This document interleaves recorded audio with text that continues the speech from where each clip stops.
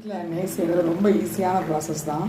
வெண்ணெயை வாங்கி இந்த மாதிரி அடுப்பை சட்டியில் காய வச்சுட்டு அப்படியே சிம்லேயே போட்டு வைங்க. கரண்டியை உள்ளே போட்டுருங்க. அது பாட்டுக்கு இந்த மாதிரி கொஞ்சம் கொஞ்சமாக வெந்து வந்து இப்போ அந்த வெண்ணெய் பதத்துலேருந்து எண்ணெய் பதத்துக்கு வந்துருச்சு. இப்படியே விட்டிங்கன்னா கொஞ்சம் நேரம் கழித்து இந்த நுரையெல்லாம் இதெல்லாம் இந்த கழிவெல்லாம் இதெல்லாம் அப்படியே வெந்து இதோட எண்ணெயாக வந்து கரைஞ்சிரும். அப்பப்போ நீங்கள் அடி கொடுத்து கிண்டி இப்படி ஊற்றி விட்டிங்கன்னா போதும். சிம்லேயே கிடக்கட்டும். எப்போ வரைக்கும்னா இப்போ பாருங்கள், அந்த ஸ்டேஜை விட்டு இப்போ நல்லா பொங்கல் ஸ்டேஜ்ட்டு வந்துருச்சு. இப்போவும் நல்லா கிண்டி விடணும். எப்போவுமே சிம்மு தான். இப்போ நல்லா மணமாக ஆயிடுச்சு, நல்லா பொங்கிருச்சு.